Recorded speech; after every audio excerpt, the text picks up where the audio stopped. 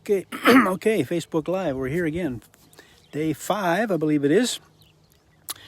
And I wrote down in the title, Caregiving Self-Development. I'm not sure that's the best title for it, but I want to generally think about taking care of yourself as you're trying to take care of your partner.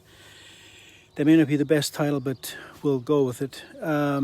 First thing I want to say is for both you and yourself and your partner, go easy on yourself. Go easy on each other.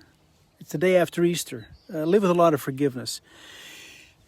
For the most part, this is going to be new turf all the way through for both of you. And so, you just have to be ready to forgive each other and do the best you can. And that's how you move forward.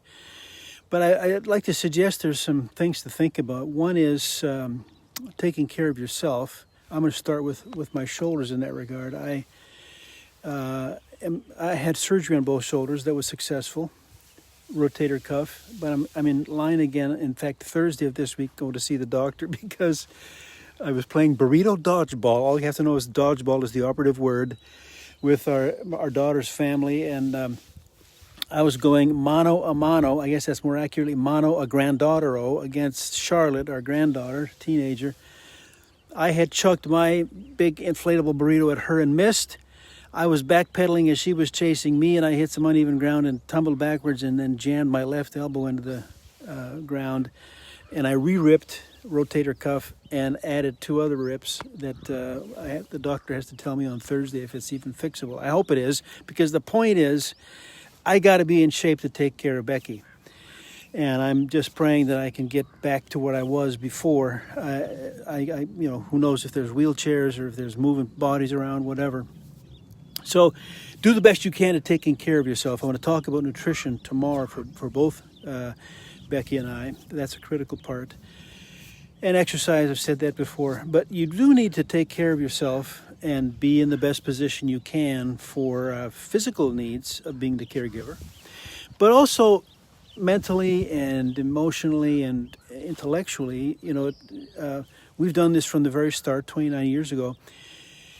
We found out it was Hodgkin's. Okay, so let's learn what we can about Hodgkin's. Then it's follicular lymphoma. Okay, what about that now?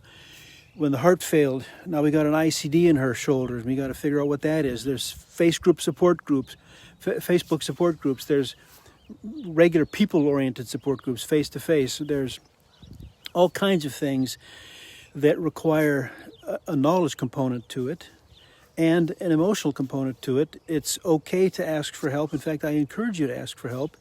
We found some very helpful stuff on the Facebook pages for the ICD, for example, the internal cardiac defibrillator.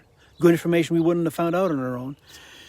And, people have been where you haven't been yet, and they can be helpful to you. And so we do encourage you to take care of, to take advantage of that and to find those. Look for them early.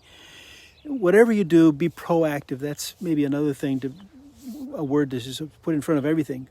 Do it before you have to.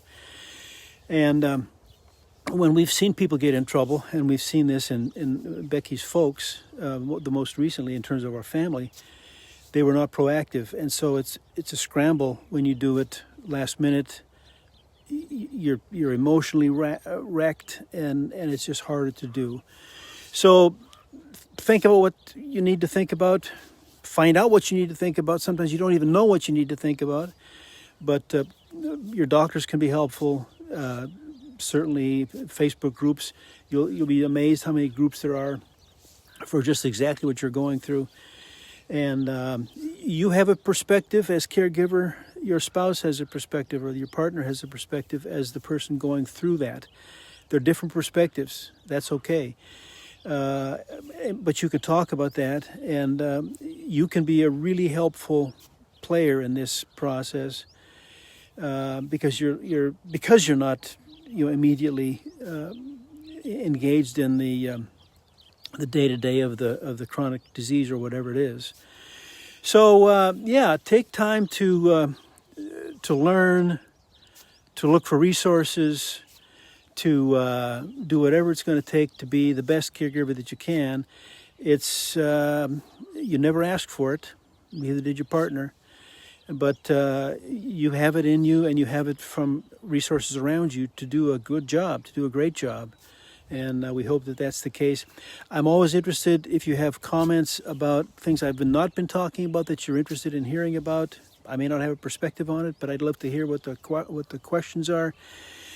And if you have your own experiences, somebody shared with me about living wills and all those kind of things, which we're going to get to on our last day, because those are all critical things. So we'd love to hear from you, and we hope and pray that your journey is still a joyful one, because remember, we just had Easter yesterday. In spite of what goes on around us, we can be filled with joy of the resurrection. And one way or the other, we're going to end up in heaven. And who knows when that is for any of us. All right, blessings. We'll talk again tomorrow.